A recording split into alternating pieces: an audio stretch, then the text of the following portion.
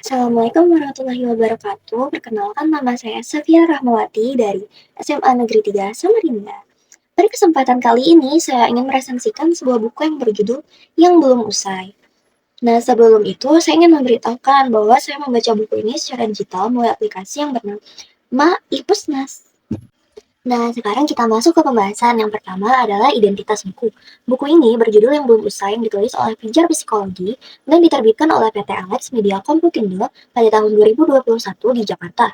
Buku ini merupakan edisi digital tahun 2021 dengan jumlah halaman 212 dan mempunyai genre non-fiksi dan psikologi. Lalu ISBN-nya adalah 9786230015304. Harga buku ini adalah 70.000 dan dimensi bukunya adalah 14 kali 21 cm. Selanjutnya, pendahuluan. Buku yang belum usai. Karya pijar psikologi ini saya pilih karena relevan dengan isu kesehatan mental yang kini semakin mendapat perhatian. Buku ini menyajikan refleksi tentang luka, kehilangan, dan proses pemulihan diri yang seringkali tidak mudah dan tidak instan. Isu sentral yang diangkat dalam buku ini adalah perjalanan penyembuhan yang belum usai, yang menekankan bahwa proses tersebut bersifat panjang, personal, dan penuh dinamika. Hal ini sejalan dengan kondisi saat ini, di mana banyak orang, khususnya generasi muda, menghadapi tekanan hidup yang mempengaruhi kesehatan mental mereka. Lalu, ringkasan. Buku ini merupakan kumpulan esai dari tim penulis pijar psikologi yang mengangkat tema tentang berbagai luka batin mulai dari trauma, trauma wounds, unfinished business, hingga keyakinan negatif yang tertanam dalam diri. Dengan premis utama Time Heals Nothing, buku ini membongkar mitos bahwa waktu dapat menyembuhkan segalanya dan menegaskan bahwa pemulihan luka emosional tidak terjadi secara otomatis. Seperti halnya luka fisik yang memerlukan perawatan agar tidak memburuk, luka batin pun butuh perhatian khusus agar tidak menggerogoti diri sendiri. Buku ini menyoroti bagaimana luka emosional kerap berakar dari pengalaman masa kecil dan tetap membentuk respon emosional kita saat dewasa. Bagian berikutnya membahas proses self-healing, yaitu upaya menyembuhkan diri dengan mengandalkan kekuatan batin dengan cara menyadari adanya luka, menerima serta menghargainya sebagai bagian dari diri, kemudian memproses emosi dengan cara mengenali, mengekspresikan sekaligus merefleksikannya. Di akhir, buku ini menawarkan berbagai strategi praktis untuk pemulihan seperti menulis jurnal, latihan gratitude journaling, membuat catatan, hingga teknik mindfulness seperti pernapasan sadar atau berjalan di alam.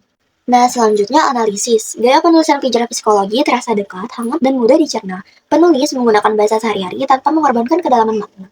Dialog batin atau kutipan langsung terkadang disertakan dengan gaya visual seperti huruf miring atau dengan gaya tebal untuk menegaskan suara hati yang sedang beresonansi. Hal ini memperkuat ikatan emosional antara penulis dan pembaca, menciptakan kesan bahwa pembaca didengar, bukan hanya dibacakan.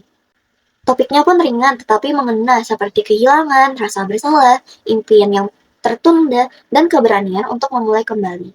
Pijar psikologi tidak menyelami teori psikologi dengan istilah teknis, melainkan mengandalkan kekuatan narasi emosional. Pendekatan ini sangat tepat bagi pembaca umum yang mencari penghiburan, bukan jurnal akademis. Sentuhan bahasa hati menjadikan buku ini semacam teman yang duduk bersama, bukan guru yang menggurui. Selanjutnya ada evaluasi. Buku ini memiliki banyak kelebihan, yaitu bahasanya ramah dan mudah diakses sehingga cocok untuk pembaca umum. Ilustrasinya juga mempermudah daya ingat pembaca dan juga memperkaya pengalaman pembaca. Tema buku ini pun universal dan relevan, terutama untuk generasi muda yang mengalami konflik batin. Selain itu, buku ini juga melakukan pendekatan afirmatif, yaitu menghindari penghakiman sehingga memberi ruang aman bagi pembaca untuk menerima perasaan mereka. Ada pula kekurangan dari buku ini, yaitu ritme akhir yang melambat sehingga bisa membuat sebagian pembaca merasa kehilangan momentum. Gaya penulisannya juga kadang berbelit sehingga bisa mengaburkan pesan utama jika tidak dibaca dengan baik. Buku ini juga kurang melakukan pendekatan praktis berbasis teori, yaitu dia lebih berfokus pada narasi empatik daripada memberikan langkah yang konkret. Selanjutnya, refleksi dan kesimpulan.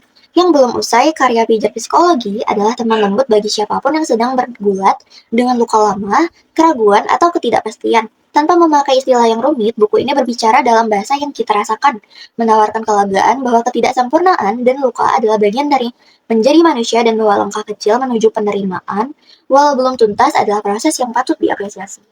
Refleksi yang lahir dari bacaan ini adalah kesadaran bahwa kita perlu berani menghadapi masa lalu, memahami diri, serta mengizinkan diri untuk rapuh.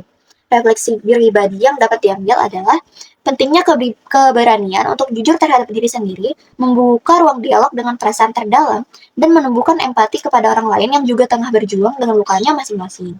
Sekian, itu adalah hasil resensi yang saya lakukan. Mohon maaf jika ada kesalahan kata. Sekian, terima kasih dari saya. Wassalamualaikum warahmatullahi wabarakatuh.